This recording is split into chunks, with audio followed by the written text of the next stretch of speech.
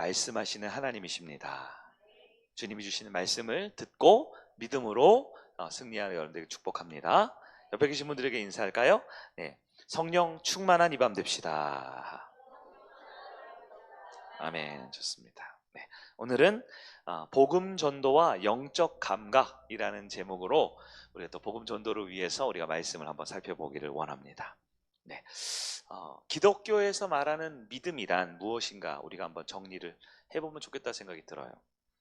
교회 다니는 분들 중에 내가 믿고 있는 기독교가 뭔지, 기독교에서 과연 믿는 게 뭔지 이렇게 여쭤보면 상당히 많은 분들이 조금 바르게 대답하는 분도 있지만 평소에 많이 생각을 안 하셨다 하면서 조금 오해하는 분도 있어요.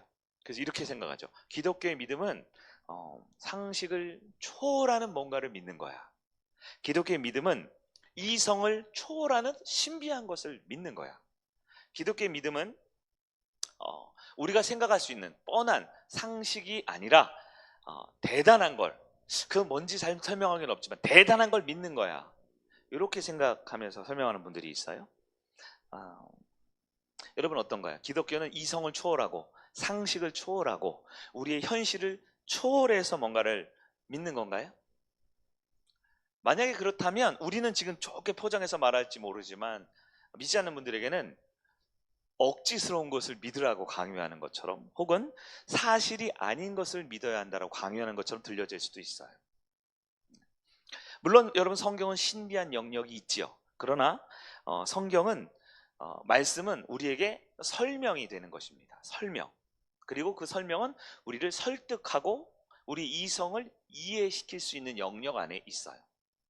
물론 하나님은 우리가 다 이해할 수 없는 신비의 영역이지만 하나님은 친히 이 땅에 말씀으로 찾아오셨고 우리에게 예배를 통해 우리에게 뭐 환상과 계시만 주시는 것이 아니라 말씀을 듣게 하셨고 말씀을 이해하고 그 말씀에 또 설득되고 그 말씀으로 하나님을 향한 견고한 믿음으로 우리를 이끌어 가신다라는 거예요. 그래서 우리 잘 아는 말씀이 있죠. 믿음은 들음에서 나고 들음은 하나님의 말씀에서 나온다라는 표현을 성경 말씀 우리는 믿어야 합니다. 여러분 믿음의 대상, 믿음의 내용 정리하셔야 돼요. 여러분 믿음의 대상은 누구시죠? 하나님이십니다. 하나님이신 예수님이신 믿음의 대상. 믿음의 내용은 뭔가요? 우리 믿음의 내용은 믿음의 대상인 하나님의 말씀이 우리 믿음의 내용입니다. 다시요. 믿음의 대상은 하나님이시고요. 믿음의 내용은 하나님의 말씀입니다. 여러분 믿음의 대상인 하나님이 하신 믿음의 내용인 그 말씀, 이 하나님의 말씀을 한마디로 축약해서 기독교의 본질이라고 할 수 있죠. 기독교의 핵심이라고 할 수 있죠. 우리는 그것을 복음이라고 하는 것입니다. 이 복음이라는 건 단지 이 텍스트에 나와 있는 문자 몇 가지를 복음이라고 하는 게 아니에요.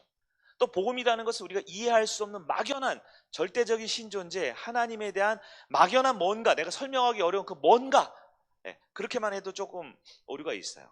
복음이라는 것은 우리 믿음의 대상인 하나님, 우리 믿음의 내용인 성경 말씀, 이 두 가지 결합된, 즉 하나님의 말씀이 복음이고 가장 핵심이면서 가장 하이라이트는 예수의 십자가와 부활로, 즉 우리의 구원에 관련된 부분으로 설명될 수도 있지만 사실 복음은 훨씬 큰 것이죠. 복음은 내가 주님을 위해서 뭔가를 한 것이 아니라 하나님이 나를 위해서 하신 일을 우리가 잘 받아들이는 것, 그것이 복음이다라는 거예요. 그럼 이 복음을 가장 잘 설명하고 있는 것을 성경에서는 로마서라고 우리가 표현하고요. 로마서 중에서도 우리 1장 16절, 17절에 이 복음에 대해서 아주 직설적이고 선명하게 우리에게 설명해주고 있다는 거예요. 이번 주가 이제 우리 초청주일이고 상반기를 결산합니다. 그리고 다음 주는 또 하반기를 시작하면서 또 초청주일이고 또 새로운 것을 준비하며 나가야 돼요. 여러분 우리가 한 영혼을 초청하는 것도 중요하고 전도하는 것도 중요하지만 전도하고 초청해야 할 내가 이미 이 자리에 있는 내가 그리스도인 내가 이 복음에 대해서 바른 이해와 바른 영적인 감각을 갖추는 것이 참 중요합니다.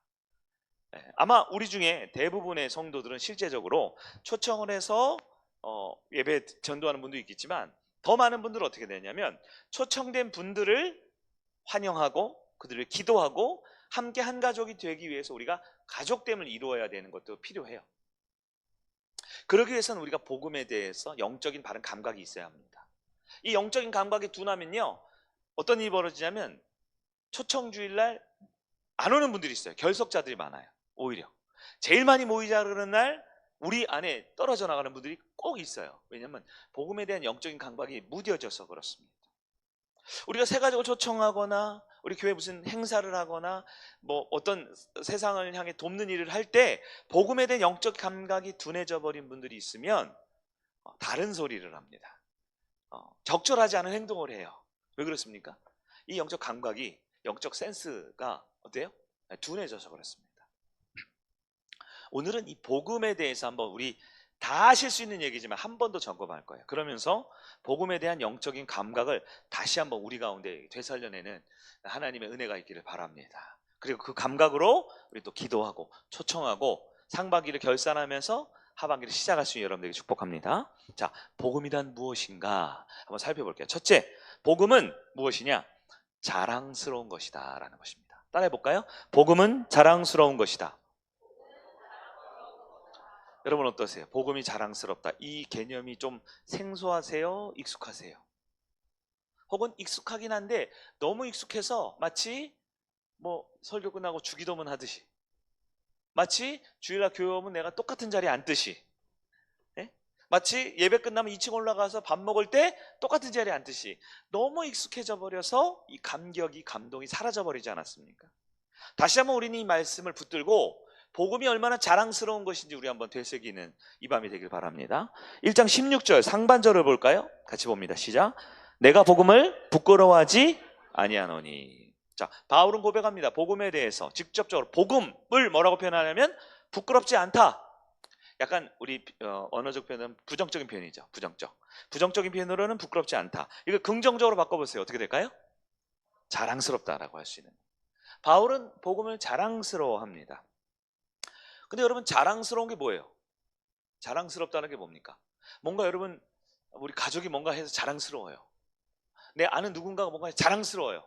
대한민국 뭐 국가대표가 뭔가 해서 자랑스러워요. 뭐가 자랑스럽습니까? 대한민국 국가대표가 올림픽에 나가서 280등을 했어요. 자랑스러워요? 물론 그것도 훌륭한 일인데, 여러분, 자랑스럽다는 건요, 특별할 때 자랑스러운 겁니다. 특별할 때 뭔가 특별해야 돼요. 뭔가 조금 표현이 만지버리지만 좀 희소성 있죠. 뭔가 남들 못하는 거 몇 명 안에 드는 거 이런 거 있잖아요. 그런 거예요. 그리고 우리 뭐 자녀가 전국 한 500대 순위 안에 드는 대학교에 들어갔어요. 전국 대학교가 몇 개 있죠? 내가 잘 모르는데 500대 대학교에 들어갔어요. 그럼 이렇게 뭐 플래카드 걸고 그럴 일은 별로 없죠. 근데 우리나라에서 속내 꼽는 뭐 서울대, 연대, 고대 제일 좋은 뭐 이 탑3 안에 들어간 대학에 들어갔어요. 그럼 좀 이게 으쓱하고 좀 자랑스러울까요?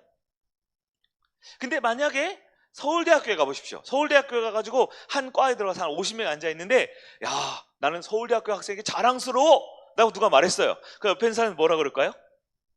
뭐래? 그러지 않겠습니까? 왜? 거기서는 희소하지 않잖아요. 특별하지 않잖아요.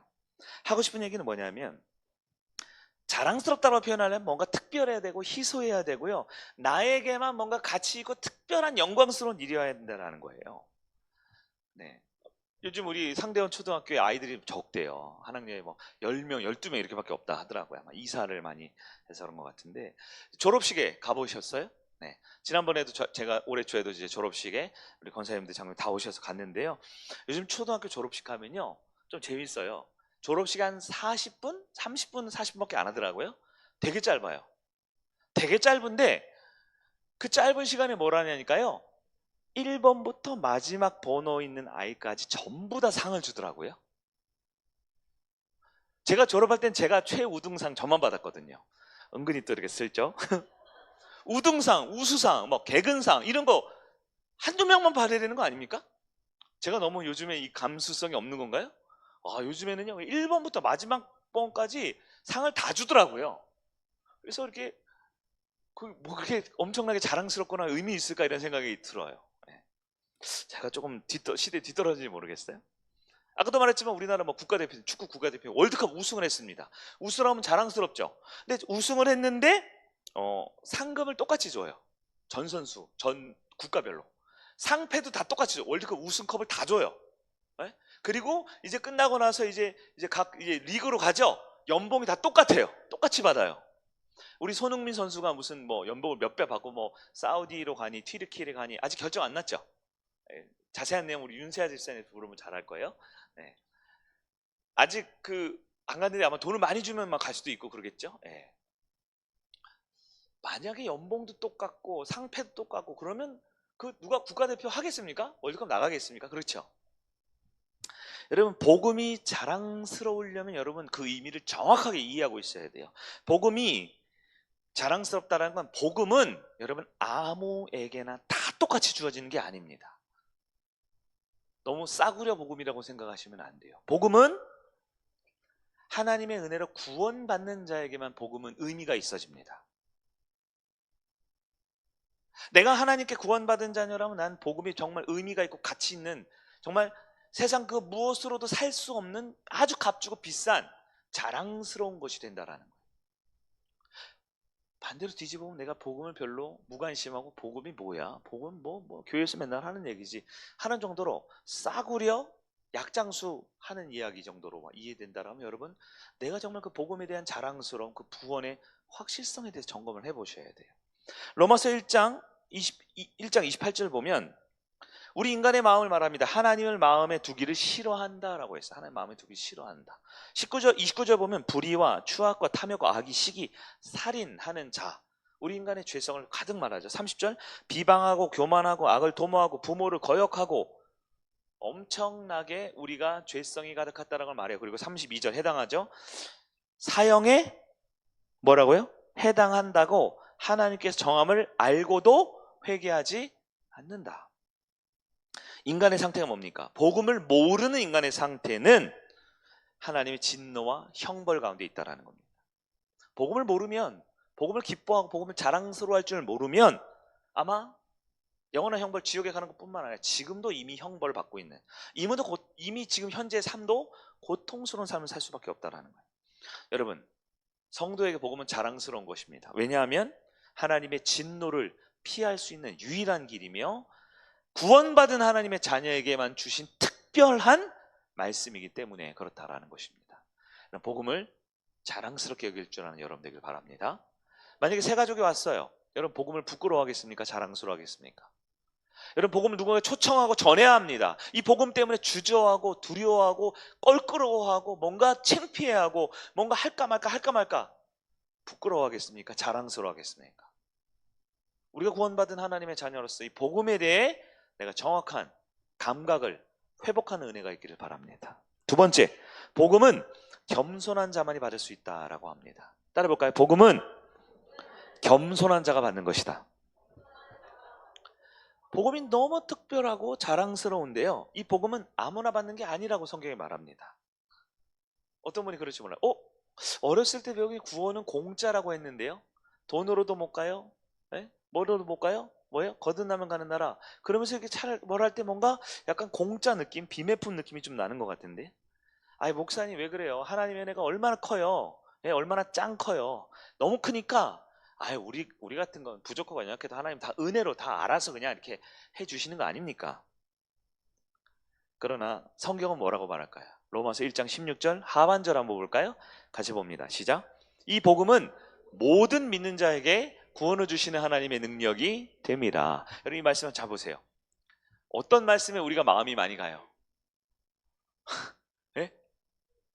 모든 믿는 자, 뭔가 좀 좋죠? 모든 믿는 자, 모든이니까 일단 나 들어가는 거고, 믿는 자가 나 믿음 있는 것 같으니까 나는 되는 것 같잖아요. 그렇죠? 근데 구원을 주신대요. 우와. 그리고 하나님의 능력이래. 하나님 알아서 척척 공짜 비매품, 이런 느낌을 느낌적인 느낌으로 갖기가 쉬운데요, 여러분 모든 믿는 자 할 때 여러분 모든이 중요할까요? 믿는 자가 중요할까요? 성경 말씀인데 모든이 중요해요? 믿는 자가 중요해요? 둘이 합쳐져야 진짜 중요한 의미입니다. 네. 둘이 합쳐져야 되는 거예요. 그리고 한 번 더 화면을 보여주실래요? 모든과 믿는 자가 합쳐져야 되는데요, 진짜 의미는 뒤에 있어요. 구원을 주시는 하나님의 능력이다. 구원을 주시는 하나님의 능력이다. 우리가 복음을 공짜라고 당연하게 생각하는 게 이 말을 그냥 느낌으로 받아들이는데요. 사실 복음이 참 복음이 되려면 아까 말했던 부분이 있죠. 내가 어떤 상태? 하나님의 은혜 없이 나는 영원한 형벌과 진노 아래 있을 수밖에 없다. 그런데 그럼에도 불구하고 나에게 아주 특별하게, 아주 희소하게, 아주 놀랍게 나에게 주어진 그 복음이 있기 때문에 나는 아무런 공로 없이, 노력 없이 하나님의 은혜로 구원을 받았다라는 것을 여러분 확실하게 인식하고 있어야 돼요.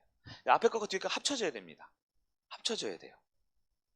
그렇기 때문에 은혜를 아는 자는, 예수를 영접한 자는요, 이 모든 믿는 자의 의미를 단순하게 생각할 수가 없어요. 모든 믿는 자, 이 땅에 있는 모든 사람이 그냥 믿기만 하면 다 구원받는다 라는 의미로 받아들일 수만은 없어요. 물론 하나님께서 선택하시고 구원을 결정하신 분은 한 명도 빠짐없이 모두가 다 믿게 되고 구원받게 됩니다. 그러나 그 모든 믿는 자가 공짜로 비매품으로 마치 저기 우리 밤거리에 전단지 막 나눠주듯이 집집마다 뭐가 이렇게 딱 통지문 꽂히듯이 그렇게 공짜로 당연하게 주어졌다고 생각하면 안 되는 거예요. 왜냐하면 은혜는 하나님이 주시는, 맞죠? 구원을 주시는 하나님의 능력이 되죠. 이 말은 뭐냐면 인간의 능력으로는 가질 수가 없는 거란 뜻이에요.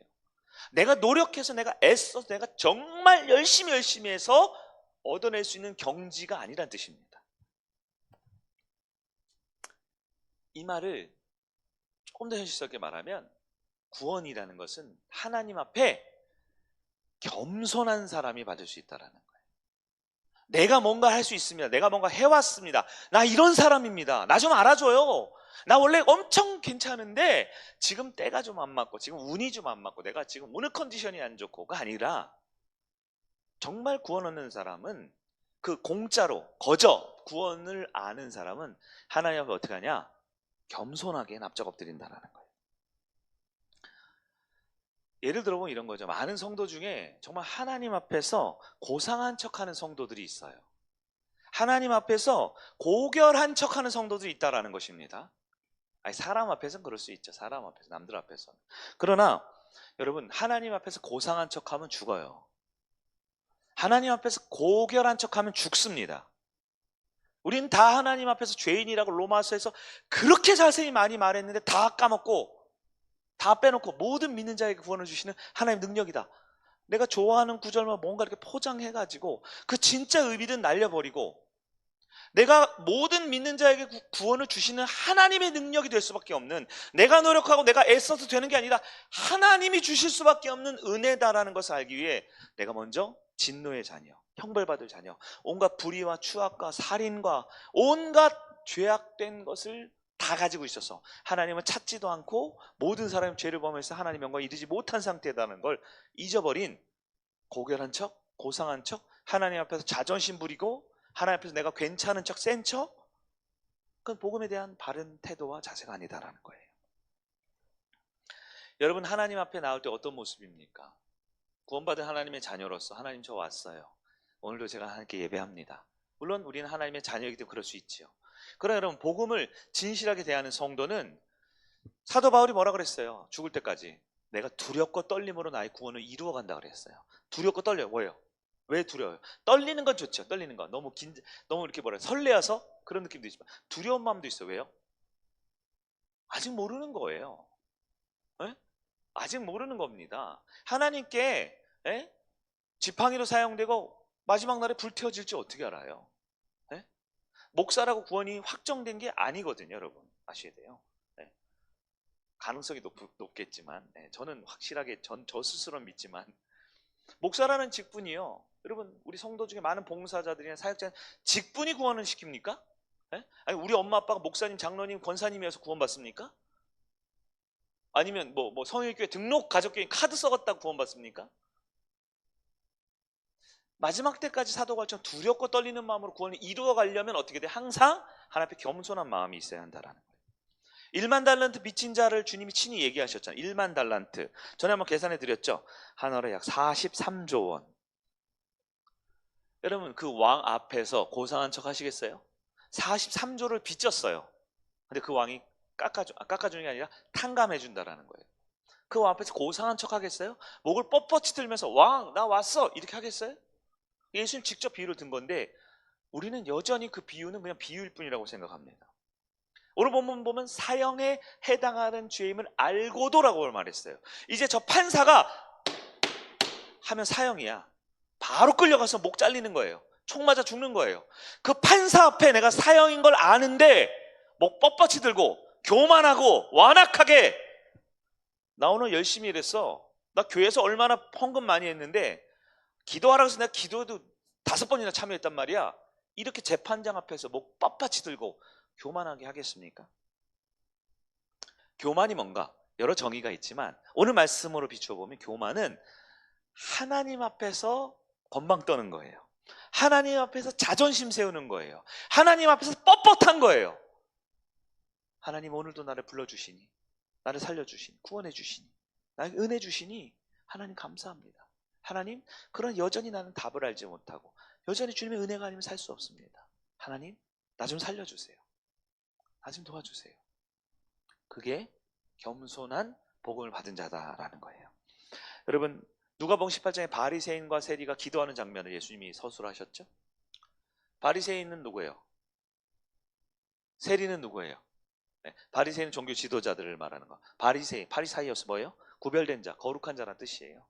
네, 나쁜 의미 아닙니다. 괜찮은 교회 같은 사람들, 교회가 하나님께 부르심을 받은 자라는 뜻이잖아요. 거룩한 사람, 바리새인. 세리는요, 친일파 매국노 같은 사람이죠. 네, 로마의 앞잡이로 해서 동족의 고혈을 뽑아가지고 세금 갖다 바치고 자기 배불리는 사람들이잖아요. 예수님이 뭐라 그랬어요? 네, 세리는 천국 갈 수 있어요. 세리는. 왜요? 자기가 죄인인 걸 알잖아요. 주님 앞에 나와서 어떻게 저 찌그러져서 도와주세요. 은혜만 구합니다. 그러고 기도하잖아요.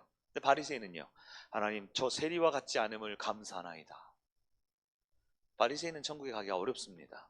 네, 어렵습니다. 여러분, 절대 하나님 앞에서 자존심 세우면 안 돼요. 그건 성도의 모습이 아닙니다. 하나님 앞에서 무엇을 해야 합니까? 회개해야 됩니다. 겸손해야 합니다. 우리 지난 시간 말씀에 있었죠? 우리는 웬만한 건 다 받아요. 은혜도 받죠, 구원도 받죠, 성령도 받죠, 믿음도 받죠, 뭐도 받아요. 다 받았죠. 근데 우리가 해야 되는 게 딱 하나라고 했어요. 뭐예요? 회개 기도하는 거 우리가 해야 됩니다. 우리가 하나님 앞에 할 수 있는 건 회개밖에 없어요. 네. 누가복음 15장의 둘째 아들처럼, 아버지 제가 어떻게 합니까? 아버지가 입을 막아버리는, 그렇죠? 근데 큰아들은 뭐라 그래요? 나를 위해 염소 새끼 한 마리 잡은 적이 없으면서 저 망나니 같은 놈을 어떻게 한다니 말이 됩니까? 네. 말이 많아요. 말이 많아. 내 생각에, 내 계획에, 내 뜻에 옳은 말을 많이 한다라는 거예요. 위험합니다. 하나님 앞에서는 바리새인이나 세리나 똑같아요. 왜요? 1만 달란트 빚진 자나 500데나리온 빚진 자나 똑같대요. 하나님 앞에서는. 하나님 앞에 겸손하게 그 복음을 받아야 여러분들에게 바랍니다. 세 번째, 복음은 하나님의 의로 믿는 것이다. 따라해볼까요? 복음은 하나님의 의로 믿는 것이다. 17절 상반절 봅니다. 시작. 복음에는 하나님의 의가 나타나서 믿음으로 믿음에 이르게 하나니. 아멘. 복음에는 무슨 의가 있다고요? 아주 중요한 단어죠. 하나님의 의. 하나님의 의. 하나님의 의를 알려면 반대를 하셔야 돼요. 하나님의 의, 반대가 뭘까요? 자기의입니다. 오늘은 이 자기의를 확실히 정리하십시다. 자기의는 여러분 좋은 거예요? 나쁜 거예요? 보통 윤리적, 도덕적 우리의 기준으로 볼 때 자기의는 좋은 거예요? 나쁜 거예요? 여러분 보통 자기의 하면 느낌이 부정적이에요? 긍정적이에요? 네?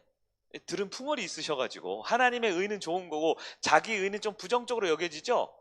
천만에요. 그래서 우리가 딜레마에 빠지는 겁니다. 네.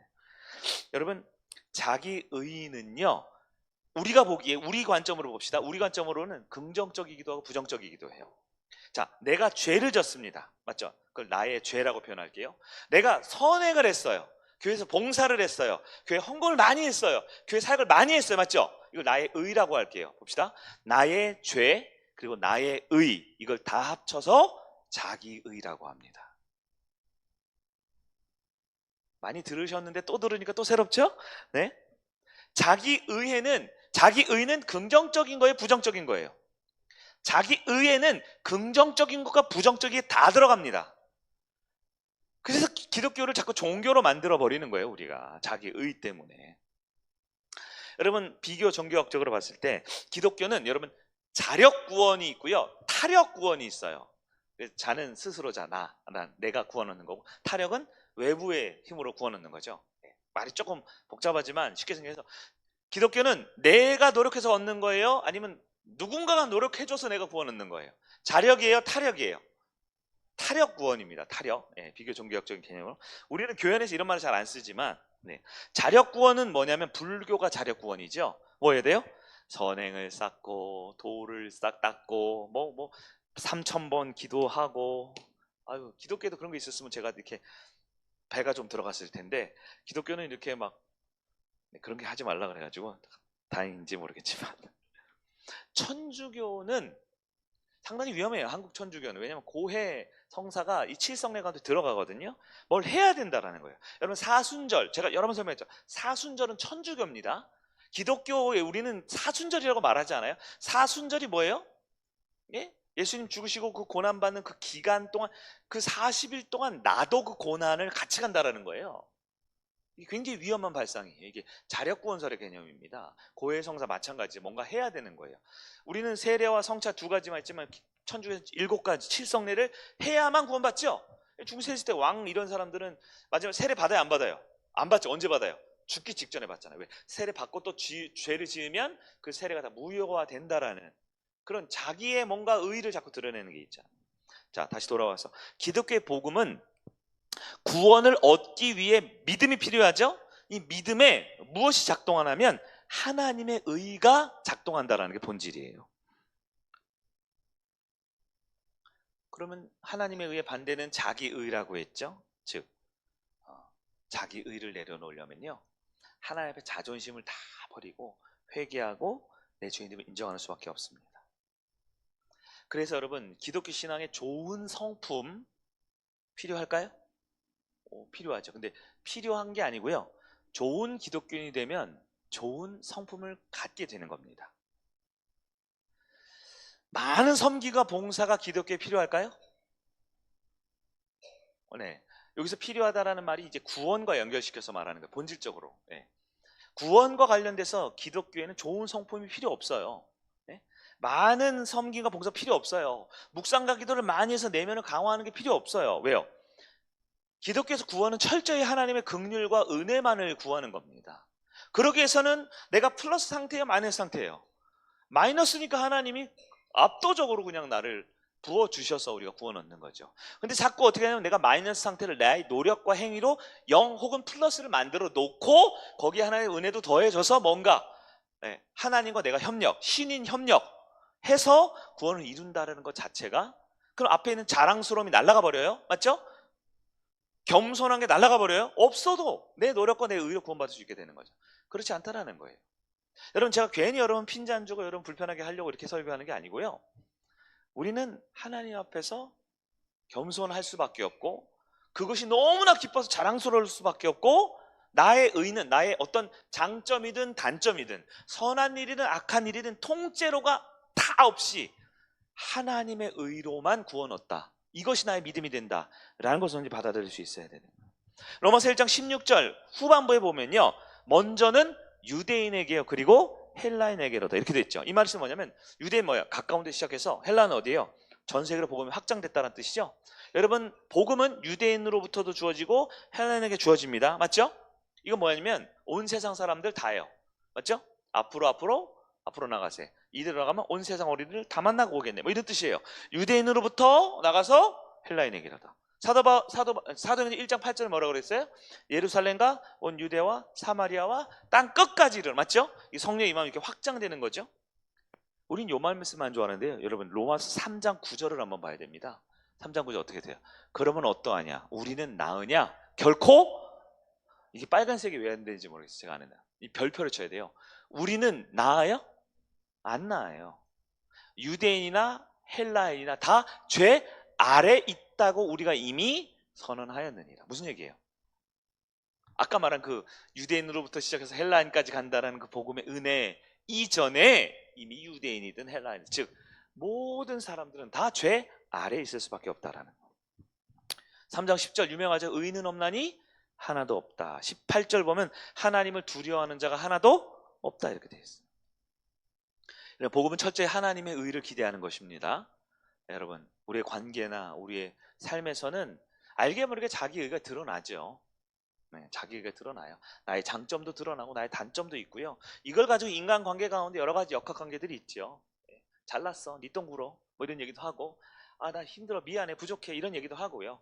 우리 가운데 잘하고 못하고의 차이들이 있지만, 여러분, 구원 얻는 복음 앞에서, 하나님 앞에서는 잘난 척하면 안 돼요. 자존심 부리면 안 돼요. 우리는 하나님 앞에 회개하는 것밖에 없다라는 거 기억하시기 바랍니다. 바리새인의 특징은요, 율법을 지켜야 안 지켜요? 어느 정도 지켜요. 일정 부분 지켜요. 그래서 율법을 자꾸 들이대는 거예요. 여러분, 가장 심각한 상태, 우리 이번에 초청주의를 두고 있는데요. 오늘 말씀이 복음 전도와 영적 감각이라고 꼭 제가 전하고 싶은 이유가 그겁니다. 여러분, 이번 주일이 초청주일이죠? 초청주의를 앞두고 영적으로 가장 심각한 상태가 누군지 아세요? 불신자들? 아닙니다. 그들은 야곱의 탈에서 에서일지 몰라요. 데려와서 말씀 듣고 변화될 수 있습니다. 변화될 수 있어요. 초청 대상자가 가장 불쌍하고 염려되는 사람들이 아니에요. 하나님의 때에 하나님이 알아서 딱 보내주실 거예요. 가장 위험한 사람이 누군지 아십니까? 교회 안에 있는 바리새인들이 가장 위험해요.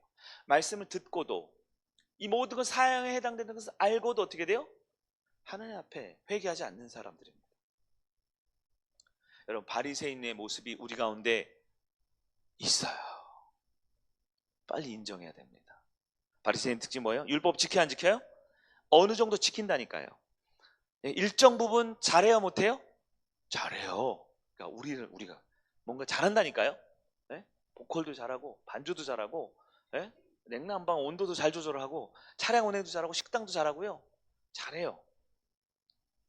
그러면서 바리새인들은 뭐냐면 결정적인 순간에 나 이거 했어, 나 이거 잘하잖아, 너 나보다 못하잖아, 내가 더 잘하잖아, 율법을 들이대거나 옳고 그름을 따지거나, 그래도 저 인간보다 내가 좀 더 나아 라는 걸 들이대기 시작하면 복음은 영향을 발휘하지 못하는 겁니다. 자, 복음은 어떤 것으로 믿는다라고 했죠? 하나님의 의로 믿는 겁니다. 나의 옳고 그름, 잘하고 못함을 다 내려놓을 수 있는, 자기를 내려놓고 하나님의 의로 믿을 수 있는 여러분 되길 바랍니다. 먼저 네 번째, 복음을 받아들이면 의인으로 구원을 받는다. 따라해볼까요? 복음을 받아들이면 의인으로 구원받는다. 자, 그럼 복음은 자기 의가 아니라, 율법을 지켜서가 아니라 하나님의 의로 믿어지게 되는 거라 했어요. 맞죠? 그럼 하나님의 의로 믿어진 우리는 그 다음부터 의인이에요, 죄인이에요? 그 다음부터는 우리가 의인이라는 겁니다. 의인이라는 게 뭐냐면, 우리가 보통 이 땅에 의인이 워낙 없으니까 그런 거 있죠. 뭐 자동차 하는데 위험해 뭐 이러면서 내가 대체 쳐가지고 내가 중상을 입거나 죽으면 의인이라 그러잖아요. 성경적인 의미는 모든 사람이 죄인이라 그랬죠. 모든 사람이. 그러니까 의인은 없나니 하나도, 어떻게 하셨어요? 성경 말씀이니까 아시는 거죠. 의인은 없나니 하나도 없다. 무슨 얘기예요? 나 아니야 이런 뜻입니다. 나 의인 아니야 라는 뜻이에요. 근데 성경에서 의인은 뭐냐면요, 죄에 대한 책임과 대가를 치른 사람이라는 뜻입니다. 네? 우리가 의로워져서 자기 의로 의로워질 수가 없잖아요. 맞죠? 자기 의로 구원받을 수가 없죠. 자기 의는 의로 안 쳐져요. 여기서 하나님의 의가 우리를 의인으로 만들어주는데, 의인이라는 건 죄에 대한 책임과 대가를 이미 치른 상태. 그래서 디카이어 쉰에 뭐예요? 하나님의 기준이라 그랬죠. 하나님의 기준에 들어오는 거죠. 하나님이 딱 기준이에요. 하나님 맴이에요. 하나님이 쫙 선거고 이 안에 들어와! 너 안 돼! 넌 돼! 하나님의 기준이죠. 근데 그 기준이 뭐냐면 예수 그리스도 십자가 부활로 우리를 위해 구원하신 죄인에 대한 대가와 형벌을 치러냈기 때문에 의인이 됐다라는 거예요. 그래서 여러분, 믿음을 가지면 의인이 된다 그러죠. 그래서 여러분, 복음의 능력, 우리가 4번 설교를 들었는데 기억나세요? 첫 번째가 뭐였죠? 첫 번째가 죄사함이었어요. 많은 능력이 있는데, 병 고치는 것도 있고 기적도 있는데, 복음의 가장 중요한 첫 번째 능력은 죄사함입니다. 죄가 용서받은 거예요. 죄가 용서받으니까 내가 그 다음부터 어떻게 돼요? 자유해지죠. 그래서 하나님 자리에서 내가 내려와서 내 자리를 간 거예요. 자유해지죠. 그리고 이 자유함과 이 죄사함을 온전히 내 걸로 만들려면, 이 현재화 시키려면 뭐가 필요해요? 믿음이 필요하죠. 이 복음의 세 번째 능력이었죠. 네. 죄사함과 자유함이 현재된 믿음을 내가 이것을 유지하고 내가 이것을 감당하고 살기 위해서는 뭘 받아야 돼요? 성령 세례를 받아야 돼요. 성령의 충만함. 그것이 복음의 네 번째 능력이었다라는 거예요. 그러면 하나님의 자녀 의인되는 삶을 살면 로마서 3장 21절 22절 볼까요? 자, 이제는 율법 외에 하나님의 한 의가 나타났으니, 이거는 내가 율법을 내가 스스로 지키고 못 지켜, 즉 자기 의가 아니라, 율법이 619개라고 막 유대인들이 정리했다 그러는데요. 저 정도면 한 615개 정도는 지켰거든요. 아니 그냥. 그리고 여기는 우리 상원 형제는 저보다 조금 부족한 610개 정도 지켰고, 우리 박현아 집사는 300개 정도 지켰고, 저기는 우리 장로님은 200개 정도 지켰고. 자, 이게 뭐예요? 저는 율법을 많이 지켰죠. 자기가 높은 거고, 저 뒤에 있는 분은 200개는 자기가 좀 낮은 거죠. 근데 여러분, 자기가 크면 구원받아요? 자기가 작으면 구원받아요? 아니죠. 이 자기 의를 뭐라고 하냐면 거기 위에는 율법 외에, 즉 율법으로 구원받은, 자기가 뭔가를 해서 율법을 지켜서 구원받는 걸로 안 된다는 거죠.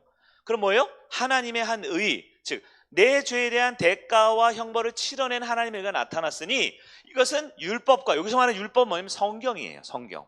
특히 모세오경을 말합니다. 선지자들, 이거 뭐냐면 구약에는 선지서를 말해요. 네. 예수님이 사도 바울이 이 로마서를 할 때 당시에는 신약 성경이 완성됐다 안 됐다?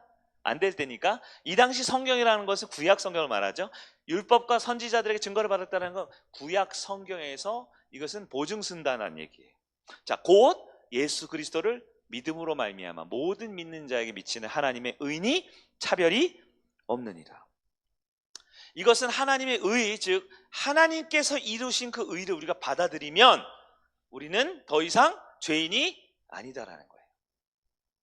하나님의 의가 주어졌는데, 아까 김 목사는 율법을 615개를 지켰으니까 좀 더 낫고, 저 뒤에 있는 아무개는 율법을 200개밖에 못 지켰으니까 그의 의는 조금 낮은, 차별이 있는 게 아니다라는 거죠. 네.